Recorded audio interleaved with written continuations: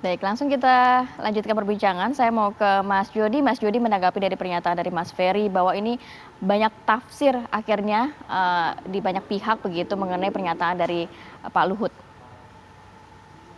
Ya saya rasa nggak gitu ya, kan udah jelas lah tadi sudah saya sampaikan bahwa Pak Menko pun ingin melihat kasus ini bisa segera diselesaikan, dibuka ke publik gitu ya, transparan mungkin. Ya seperti tadi saya tegaskan bahwa ini yang mungkin lebih karena faktor beliau ya tipenya kan memang orang yang selalu membela gitu loh, kawan, anak buah, atasan, ya, tipenya kayak gitu mungkin dari didikannya di militer dari dulu gitu ya, jadi lebih esprit de corps-nya itu gitu loh, tapi nggak ada maksud beliau untuk menghalang-halangi proses investigasi dan saya yakin banget dan beliau juga pengen ini bisa segera terbuka kok gitu, siapa-siapa aja beliau juga nggak ada kepentingan apa gitu, bukan dari partai atau apa gitu, jadi ya lebih karena itu. Dan sekarang kan sedang dievaluasi nih tata kelola kemarin mengenai lobster ini gitu. Kemarin PLT Dirjen Perikanan Tangkap sudah mengeluarkan penghentian sementara penerbitan surat penetapan waktu pengeluaran, dan sekarang lagi kita yang Pak Menko pesan itu agar prosesnya itu loh yang dikelola dengan benar gitu, yang harus dievaluasi gitu. Kalau kebijakannya benar dan sudah ada studinya, nanti kita undang juga masukan dari para pakar gitu. Kalau memang itu bagus buat masyarakat ya kita lanjutkan. Pemerintah buat apa jadi pemerintah kalau nggak berani ngambil resiko kebijakan gitu kan. Tapi yang penting adalah proses tata kelolanya itu dilakukan dengan baik dan benar, tidak ada korupsi, tidak ada kolusi. Itu aja sih saya. Terima kasih. Oke, saya mau ke Bang Ali. Bang Ali, kalau mendengar pernyataan disampaikan oleh Mas Ferry tadi, apa tanggapannya? Iya, Mbak Aratin dan Mbak Vita. Memang kami kan kemarin sudah menyampaikan ya, kalau kemudian di sana disampaikan waktu konfes bahwa ada uang 9,8 miliar ya yang diduga di beberapa perusahaan. Inilah kemudian titik kemudian KPK akan mengembangkan lebih lanjut tentu terkait dengan konstruksi perkara ini nanti secara lengkap. Itu yang pertama. Yang kedua, terbuka kemungkinan juga karena di dalam konstruksi perkara ini ada beberapa transaksi pembelian misalnya barang-barang mewah ya yang sudah kami sampaikan dan sebutkan, maka peluang untuk penerapan pasal tindak pidana pencucian uang juga sangat terbuka. Oleh karena itu tentu saat ini KPK ke depan akan memeriksa beberapa saksi-saksi yang berhubungan dengan itu semua dan tidak pandang bulu siapapun tentu yang kemudian berdasarkan data dan informasi yang kami miliki sebelumnya untuk bisa mengembangkan perkara ini, pasti kami nanti akan panggil dan periksa sebagai saksi dalam perkara ini.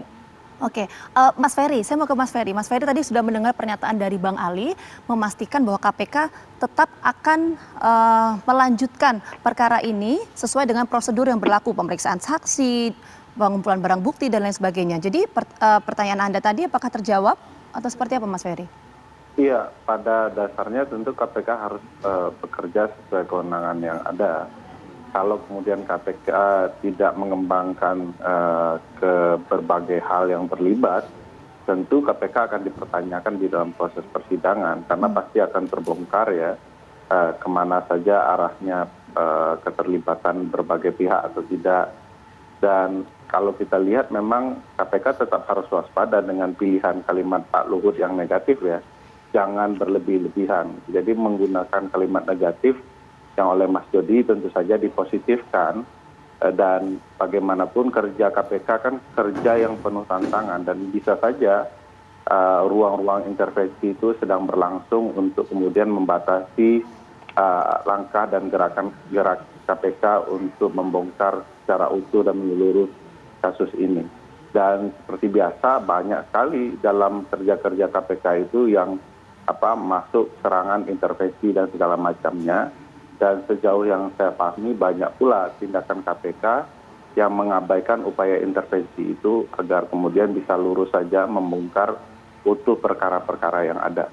Baik. Nah tantangannya kan sekarang adalah Pak Luhut ya, orang yang dikenal sebagai the man behind the gun ya. Banyak sekali orang merasa bahwa pilihan-pilihan atau ucapan Pak Luhut itu merupakan pilihan-pilihan istana yang kemudian di titik tertentu dapat mempengaruhi berbagai hal. Bukan tidak mungkin. Nah ini pernyataan perlu saya garis bawahi. Bukan tidak mungkin pernyataan itu bagian dari intervensi Pak Luhut dalam sikap-sikap KPK atau pilihan langkah-langkah KPK ke depan. Baik. Terakhir Mas Jody, boleh ditanggapi pernyataan Mas Ferry?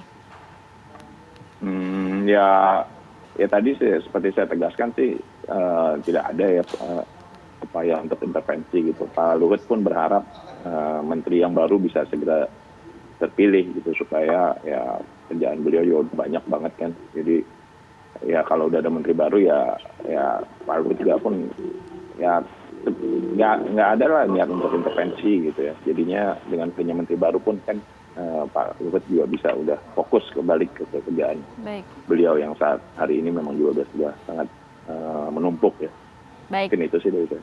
Terima kasih banyak Mas Jody. Jadi ini bentuk dari simpati Pak Luhut begitu ya, bukan ada unsur intervensi di situ. Baik, terima kasih banyak Mas Jody, kemudian Mas Ferry dan juga Bang Ali untuk waktunya pada pagi hari ini. Tetap jaga kesehatan selalu. Sama-sama Mbak. Sama-sama, Mbak Rati. Mbak Rati. Terima kasih Bang Ali, Bang Tari. Ya, sama-sama. Terima kasih Mas Yodi.